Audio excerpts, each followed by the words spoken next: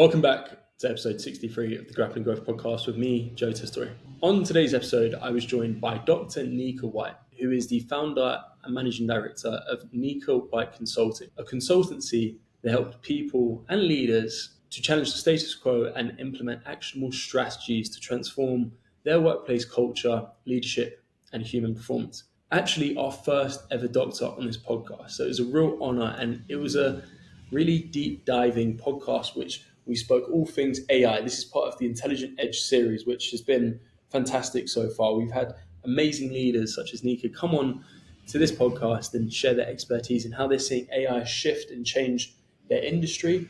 Nika specifically talks about how DEI is shifting in the US, how she was essentially ready for the pandemic with her business already being remote and online, and how she's seen the market change over the last 5 or so years since COVID, where she sees the market going in the next year or so, and how she's looking to give the best community delivery to her audience. She is also the producer and podcast host of the Intentional Conversation podcast, which you can find below this podcast. As always, thank you for your time, and I hope you enjoyed this conversation. As entrepreneurs, we all experience challenges in our business journey. I'm Joe Testori, and the Grappling Growth podcast is my attempt at documenting my entrepreneurial journey while building my brands. I sit down with fellow entrepreneurs, understanding how they grapple with growth. I hope you find value and enjoy. Nika, welcome to the pod. How are you doing today? I am doing very well, Joe. Thank you so much for having me. I look forward to being in community and having some rich dialogue today. You're most welcome. Nika, I'm curious, kind of a broad scope. What does growth look like to you?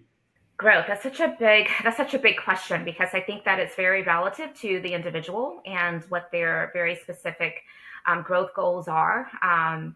For me, growth is reaching the next level of helping the communities that I serve, the organizations that I serve, to go deeper into healthy workplace cultures and really leveraging a lens of diversity, equity, and inclusion to do that.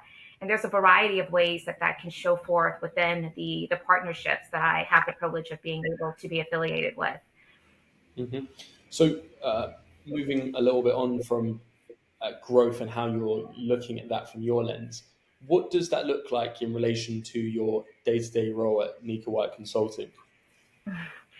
Well, my day-to-day role at Nika White Consulting is to help guide clients through processes, procedures, practices, learning, and development that helps them to operationalize diversity, equity, and inclusion into their business frameworks.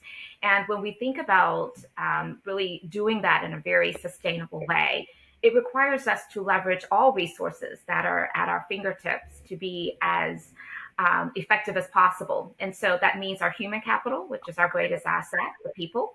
But it also means looking at our systems and our processes and identifying ways to be able to be efficient and productive, and to allow employees to feel a sense of agency in being able to operate at a high level.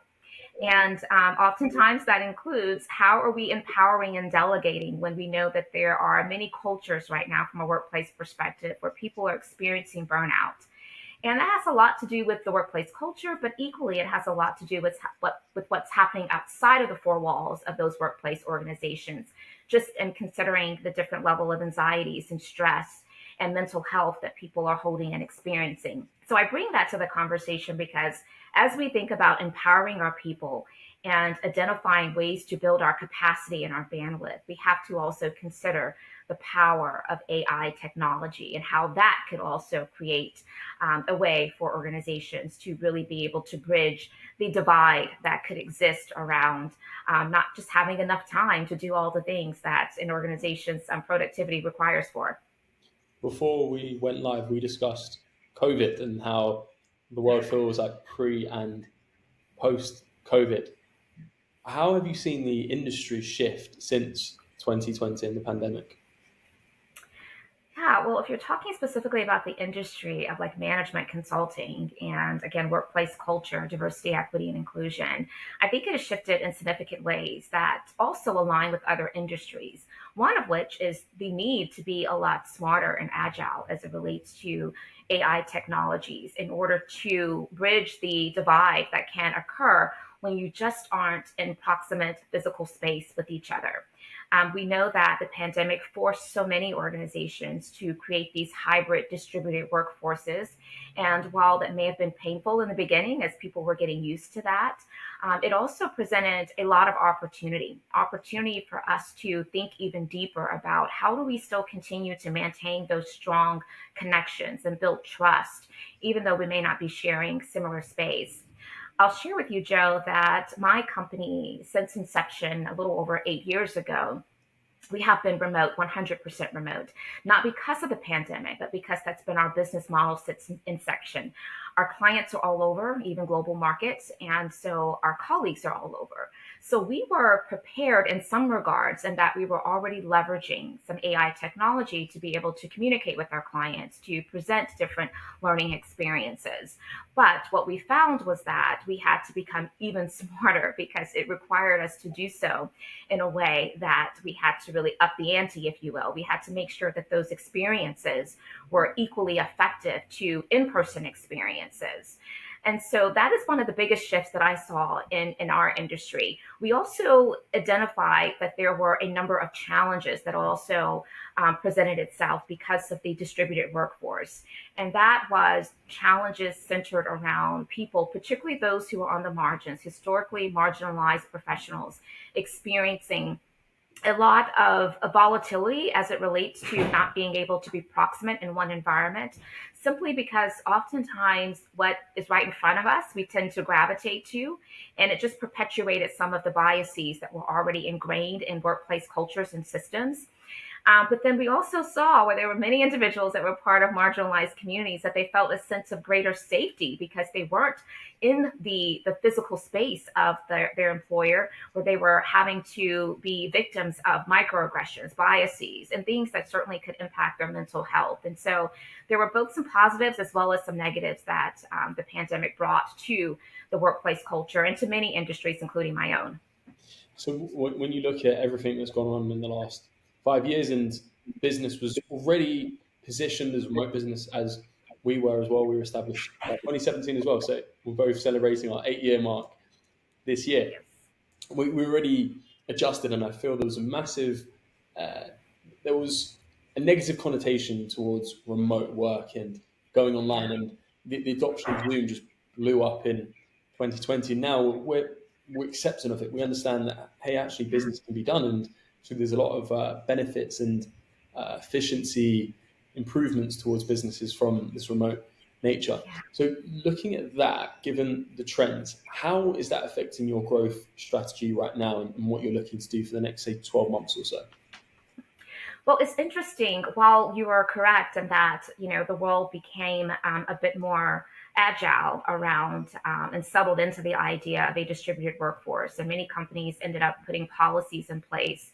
How it has impacted directly the work that I do is it has added another service line, and that companies were really seeking advice and counsel to help their organizations navigate that decision making process.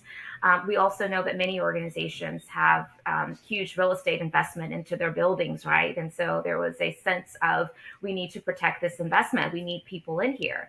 And that was driving a lot of the sentiments around, once we were able to be back in shared spaces, how do we execute a return to office strategy that feels equitable, that takes into account all of the needs of all of our employees?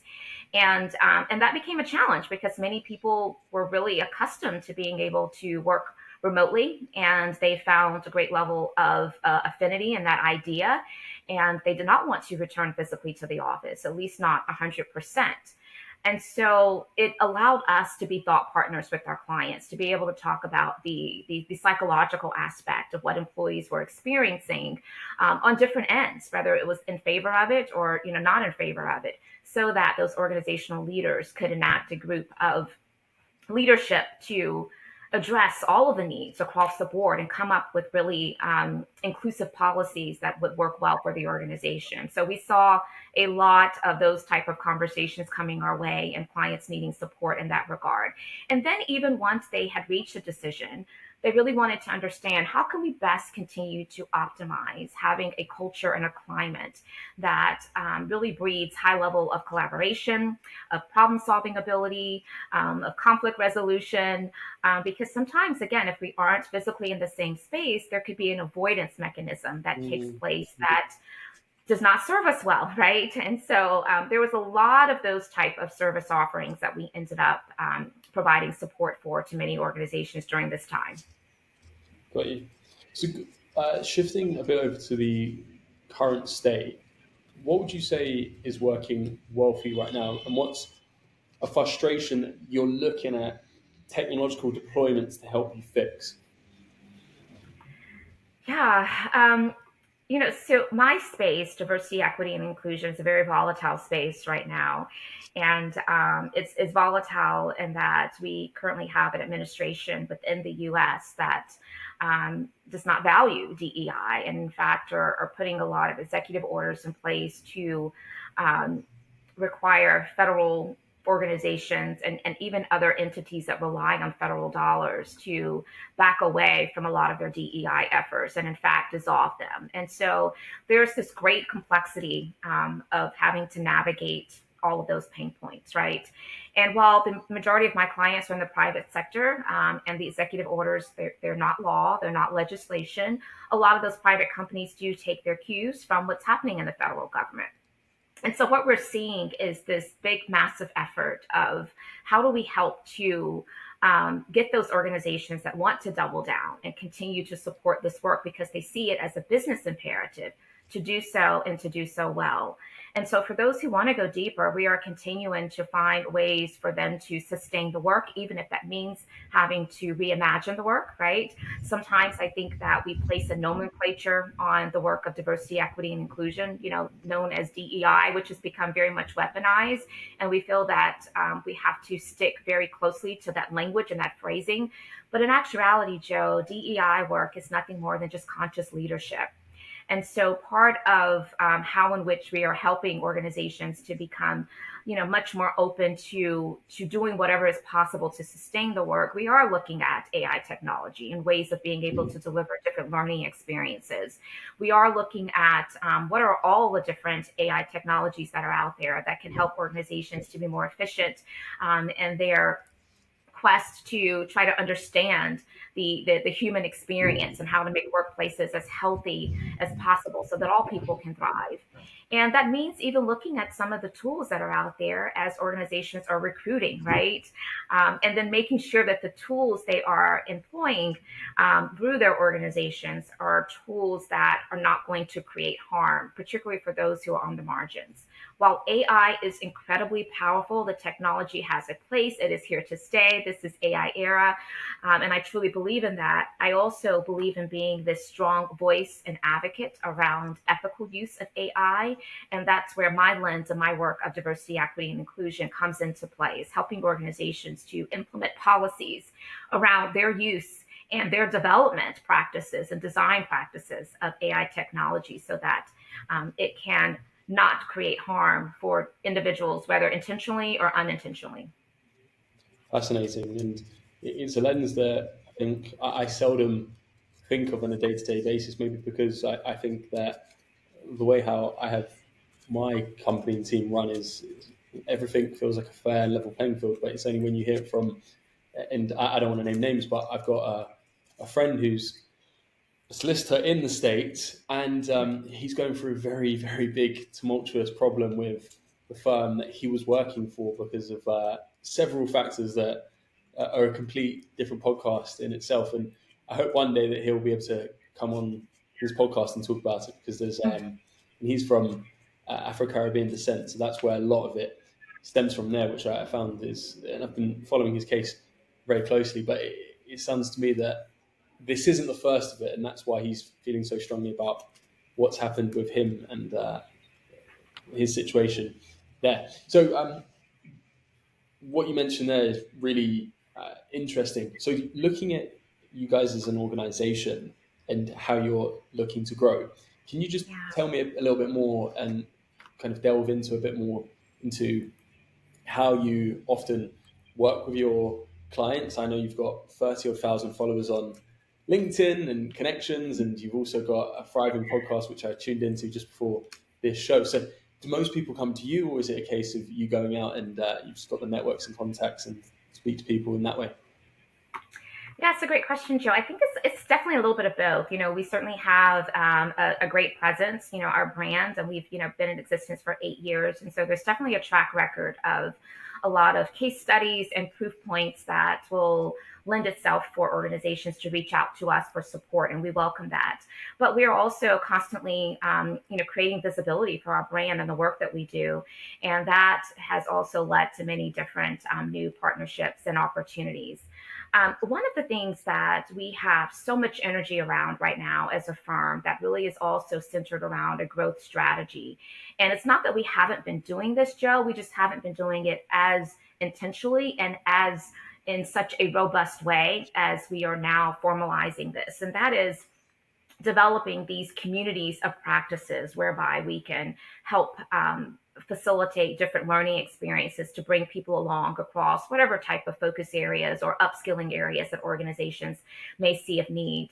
My firm's practice and scholarship is all in instructional design, building in these micro learning activities so that the learning can really be applied and sustained, and having a learning and development philosophy that drives towards really helping to facilitate collective capacity. And so that's what I mean by communities of practice. Many people will know them as cohorts, but I like to believe that communities of practices are even more in depth around how are you designing that experience, whereby a group of individuals who share common concern, passion, interest are deepening their knowledge and expertise through interacting regularly in this very structured way. One of the primary aspects of a community of practice is the community itself, right? It's the individuals who are forming and cultivating these relationships, who support each other, and they're engaging in these joint activities. And the practice really relates to this shared domain of resources, whether it's frameworks, tools, strategies, expertise, different exchange of ideas around how to do things, right? So they're kind of co-creating a pathway of upskilling that I think serves the group best. And then the interaction, when you have a safe community of professionals that are coming together with a common goal in mind, that's where vulnerability shows forth. That's where people are willing to share their experiences through storytelling. They're willing to challenge each other in a very respectful, peer accountability way.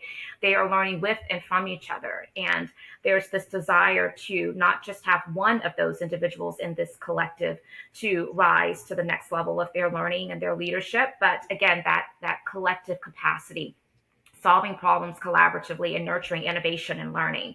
So when I think about this, Joe, relating it to your question of technology and the growth plan, technology plays a big role in that because as we just talked about, so many organizations are these distributed workplaces, right?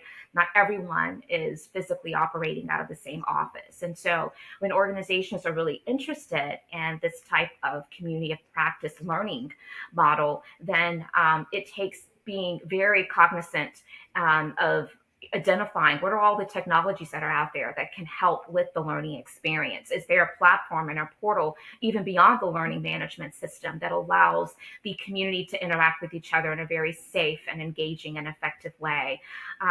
And it's not to say that you don't also bring these individuals together at some point in time. Part of our philosophy is that the face-to-face still is equally important. So maybe you do it in the beginning for the kickoff, and then you do it at the end as the culmination.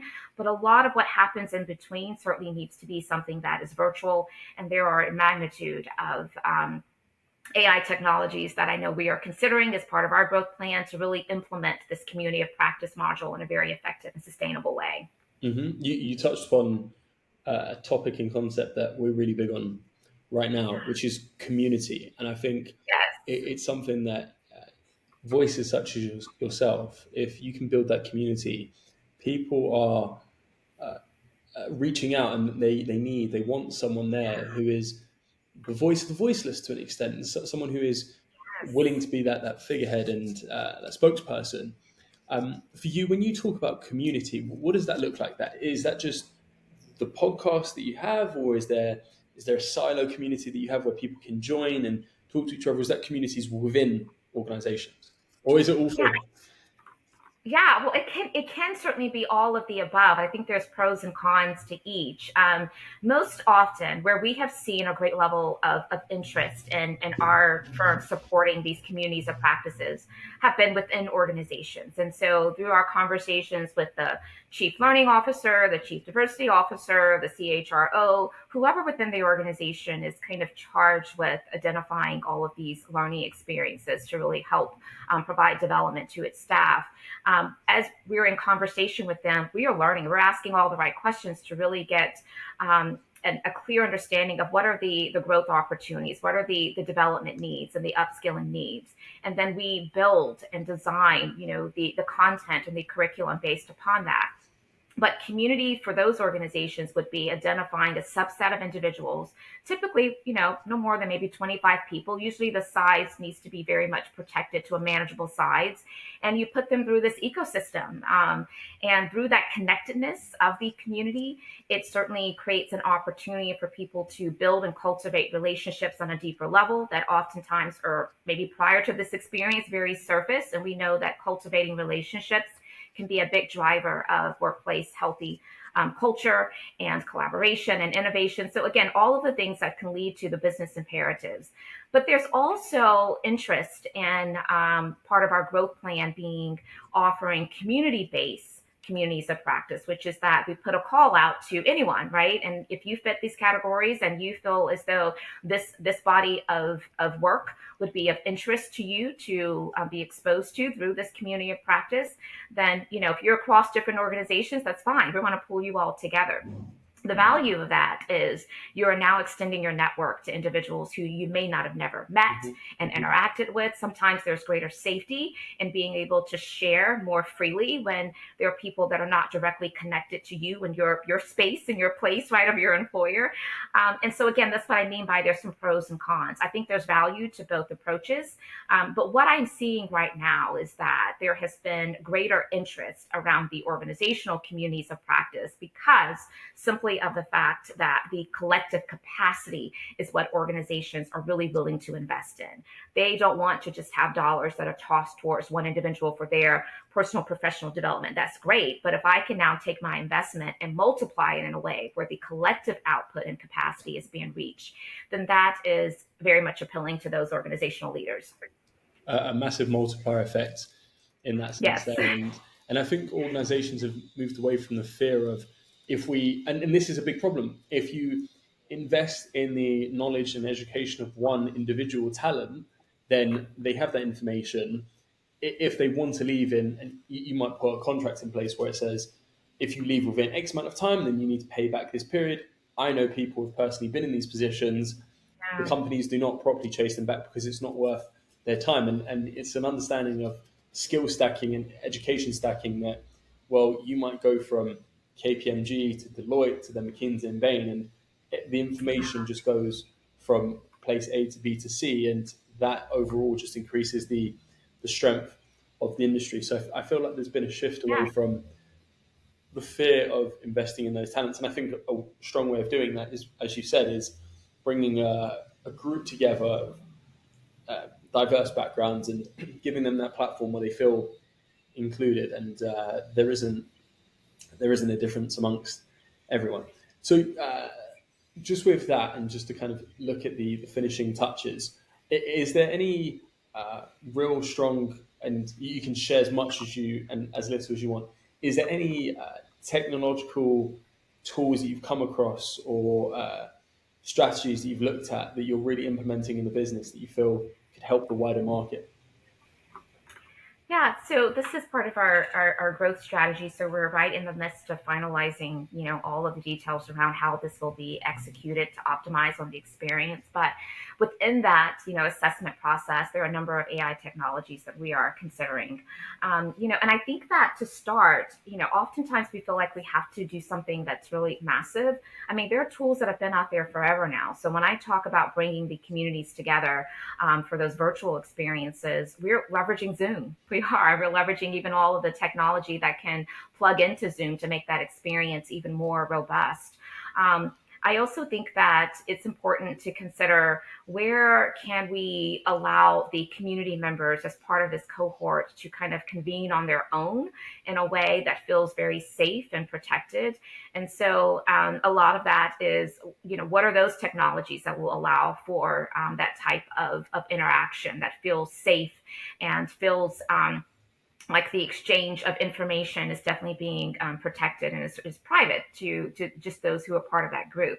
So we're still exploring a lot of those tools, but I think that the majority of them will be technology tools that allows us to just really advance and enhance the learning experience itself. So Mural is one that I know we play with quite often. There's so many that's out there. I happen to be a part of Goldman Sachs 10K small business program. And through that program, we are introduced to literally so many different AI technologies across this cohort of hundreds of business owners. And I am leveraging that database as well as all of the assets that have been collected and curated into one spreadsheet of technologies that these business owners have found to be really useful. And slowly but surely working through that list to see which ones we may gravitate to for our community of practice module as part of our growth strategy. Mm-hmm, mm-hmm. And it is so important to you to make sure that the tools make the most sense for your audience and community above maybe a standard black and white brick and mortar business that just cares about profit maximization. You have a real vested and deep rooted interest in making sure that people are safe, secure, and comfortable with what Yes, you're choosing. yes, 100%.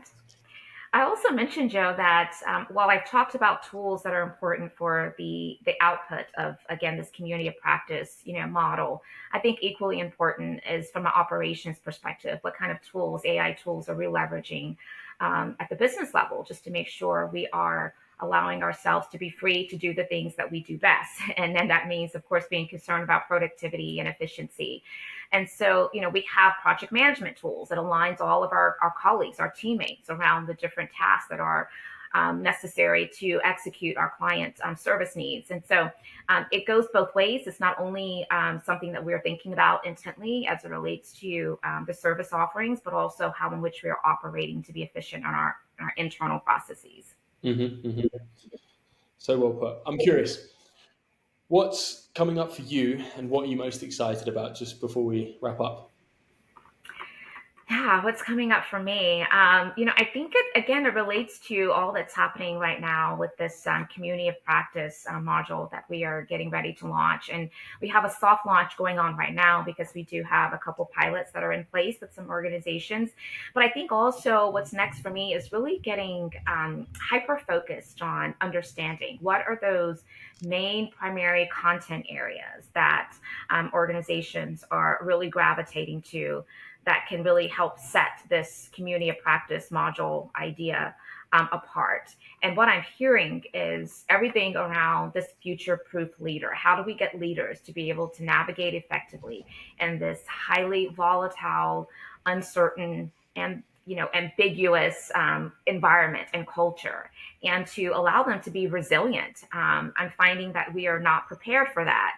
And while we thought that maybe the pandemic got us prepared for that, although we're several years now removed from it, we're still kind of addressing and dealing and navigating some of the lingering effects of the pandemic. And so being hit with additional complexities from a social impact perspective is definitely adding to some of that anxiety and stress. And so we need to be able to upskill our leaders in very specific areas. And so the great thing about communities of practice is that while the module itself, in terms of the model being pretty well formatted, the content is also what makes the experience really rich. And so being hyper focused on identifying what are those content areas that make the most sense for us to kind of go to market with.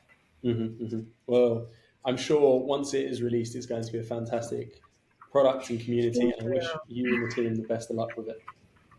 Thank you. Thank you so much. Thank you so much. Here you go.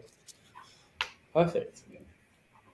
Uh, Cool. So I've got that marked and clipped. Amazing. Awesome. Was there anything you felt like you wanted us to edit out? No, not really. It felt good. I mean, I think that the parts where it was a little bit of fumble, it makes it natural, which knows what I want and what really appeals to people. So yeah, I'm never about being so perfectly scripted that I worry about things like that. So no, I felt good about it. Good. And once it's released, so I need to double check how many podcasts we've got in the library before Uh-huh. this one. It's probably about 3 or 4 weeks before it comes out, but I'll message. Would it be best to message you on email or LinkedIn with the release? Um, well, both. Why don't you alert us both ways? But definitely tag me when Yeah, you release of it, course. so I can share it out as well. But yeah, and you have Amora's contact information. So I think both will just kind of give us a chance to not miss it, a better chance of not missing it. So yeah, really appreciate that. Perfect. And when we release it, we'll give you about 6 or 7 short form clips that you can distribute across Perfect. any platforms. I've got your Instagram, I've got your LinkedIn, so we'll be tagging you on those Okay. platforms, so you'll have them distributed there. And I mean, I learned so much from this podcast, and I think maybe because I work in such a small silo with my own company, I don't think much about diversity, equity, and inclusion. My Yeah. dad, he's from Africa himself, North African descent, and it's Yeah. one of the things that you don't really think of much day to day when you're running a small business, because I mean, I've got a team from everywhere in the world, and it's like, well, we're just from the same planet. It doesn't really work Yeah. that well in Yeah. home. But you find in bigger organisations, and you hear problematic challenges, as I mentioned. I didn't want to say Yeah. too much on the podcast about my friend because he's still going through a legal Yeah. battle, but it's the stories that he's told me have just been insane. Yeah, yeah. It is a big issue, a big topic, and the fact that it is under attack right now and causing so many organizations to be afraid, um, and they're starting to pull back. It's a challenge. It really is. But I think that the essence of the work is here to stay. As I mentioned, it's just conscious leadership. So no matter what you call it. Most often we find that people can sustain the work just by thinking about what are your core values and how do we lean deeper into our core values, right? So that's another way in which we've been supporting clients, just to think intently about if we have to now change the formal programs of diversity, equity, and inclusion, then what does that look like to still continue though the work of it? And it's just about really embedding those principles, those habits, those protocols into all areas of operation. Yeah. So I yeah. have a client based in just outside of Austin, Texas, who Hmm. works Yeah. very similar to you. That a lady called Stephanie Crane, who's the founder of Tapas Innovation, and she actually went viral on Instagram a while ago, and but a lot of what she talks about, and I know her standpoint on the U.S. government right now. She's in the same school of thought as you. Let's just say that. I know. I was trying to tread lightly in our conversations, but yeah, I'm typically very vocal about it as well. It's horrible. It's horrible, and You we should have are. said what you wanted. This is a free platform. This isn't. Well, I also wasn't sure of the relevance giving your audience. Sounds like your audience is a good crossover though between the U.S. and the U.K. Um, but yeah, because sometimes I know that this current administration has garnered a lot of attention across the world for obvious reasons, but but I don't feel like I held back, but I also don't feel like it could have been to the extent in which if we were talking just strictly about that. I was also trying to focus on bringing the AI technology aspect to the conversation and all of the commentary that I was providing. And so, but yeah, it's a big issue right now. So Yeah, maybe you'll have to invite me back and we can talk just about that. I feel like if we're sitting in a restaurant, it would have been maybe a little bit less PG. Yeah, yeah, yeah, yeah, yeah, yeah, yeah. And for you, just so you're based in South Carolina, right? Yes, that's because that's where I'm headquartered. That's where I live. That's my residence. But again, my company, we serve clients all over. So Yeah, of yeah, course. And for you, because I always find when probably 60% of our business is based in the US, and for me, I stay very politically in the middle because well, first off, I'm British, and secondly, it's not my thing to jump into. I have a view, and I listen to stuff, and I think, right, it's crazy. And I mean, the way how the UK's gone over the last, again, this is all from Brexit 2016, and just yeah. we've gone downhill massively, and I'm quite disappointed to be British at times. But how would you say the overall mood is right now in South Carolina? Oh, it's it's horrible. So we are a state that is very much akin to Republican administration. So, from a proximity perspective, the majority of the people that I encounter in this area, they have no issues with who's in the administration right now. But because of the work that I do, I also associate myself with people that I believe have aligned values, right? And so, for those of us who are um, really concerned about what this is doing to the whole sense of democracy and what it's doing to organizations and people on the margins who have benefited from very intentional efforts of diversity, equity, and inclusion. We are deeply concerned, and we are fighting back, and we're finding all types of ways of being able to send the message that this does not define us. And you, no matter what you do in terms of taking away funds and other things, it's not going to change the inherent nature that many of us gravitate to center humanity, because that's what this is.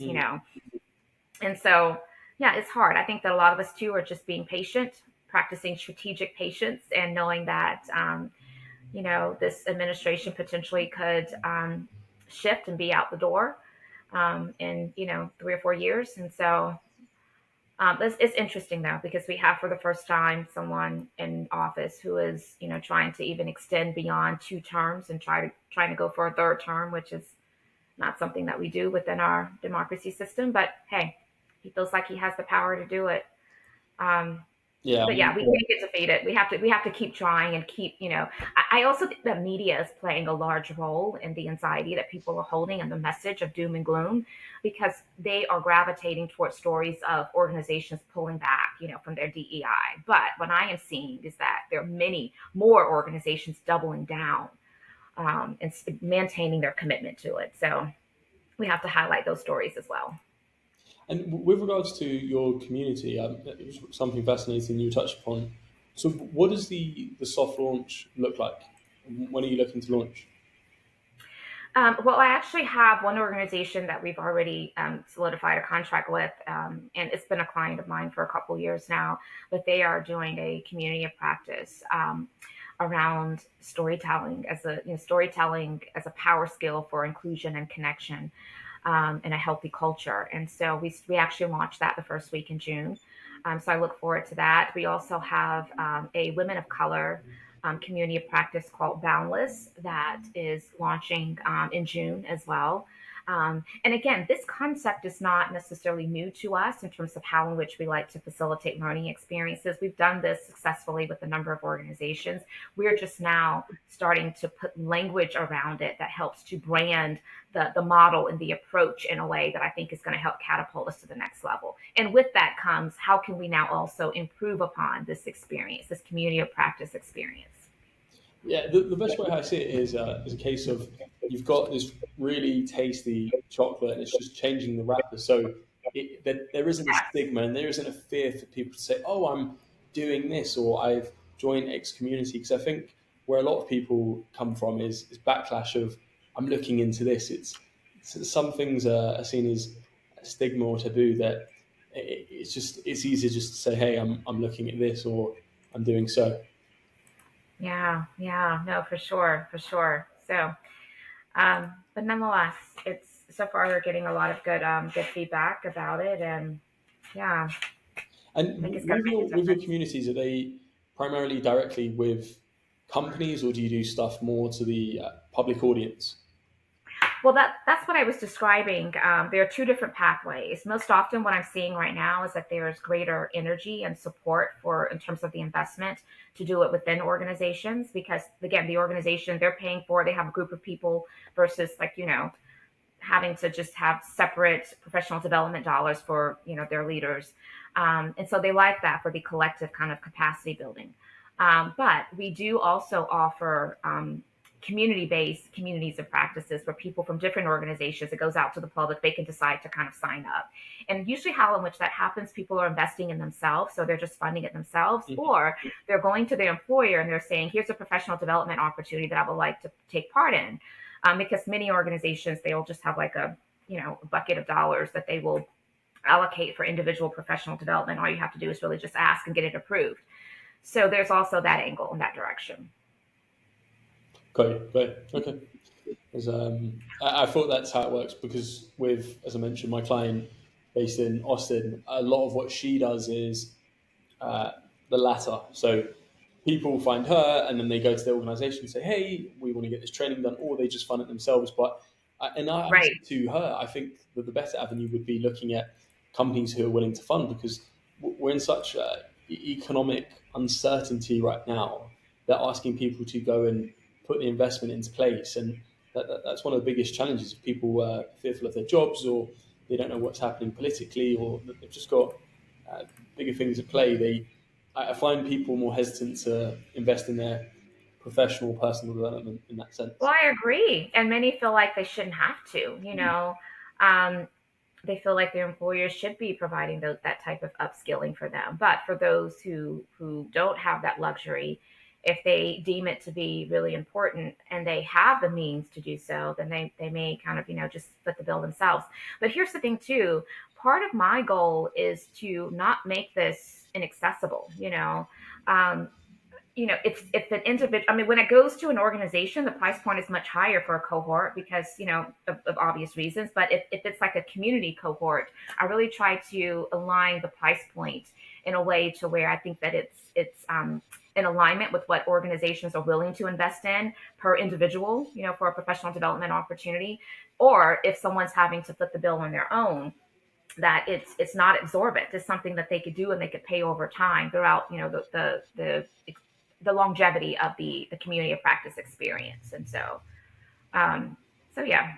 Yeah, definitely. It's sometimes hard for people to see the direct return on investment and time. It's similar to, uh, for instance, one of my friends mentioned to me, I gave up sugar for the first 3 months of the year, and they said, "How did you feel better?" And I was like, "Actually, not really." And I said, "I bet if you did your blood work before and afterwards, that's where you'd see the results." So a lot of Yeah, these benefits are hidden and private, and things that you don't directly see, but they take some time to actually manifest, and so it's true. not direct.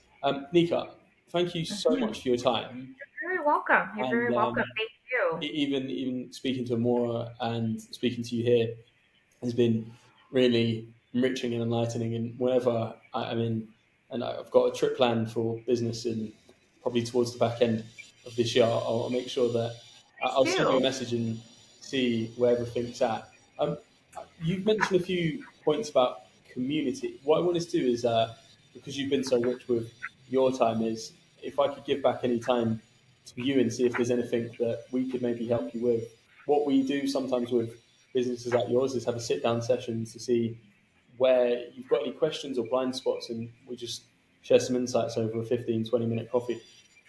Oh no, that would be great. Can you give me just like a high level overview of some of the expertise and service offerings that your company kind of centers on, just So, so I'll kind of have a sense of that? absolutely. So, the two main areas that we focus on is on revenue operations. So, essentially looking at how we can enrich your pipeline, how we can generate higher quality and better leads, and then how you can actually convert them.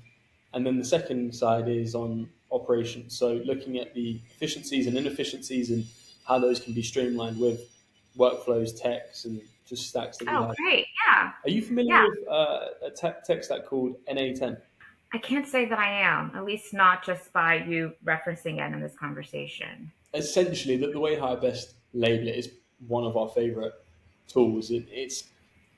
I'll give you an example. Say you want to piece together 5 different automations or softwares, or you want uh, this happens and this happens and this happens and this happens. Hmm.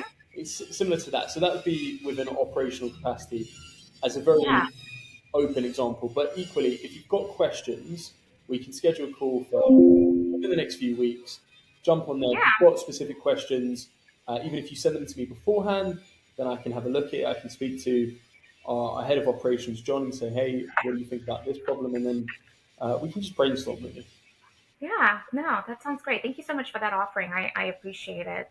Well, I look forward to remaining in touch and hearing back once this goes live and leveraging you as a resource. So, again, I appreciate that offering. No, you're most welcome. Look, have a Okay. lovely day and take care. Thank You you. too.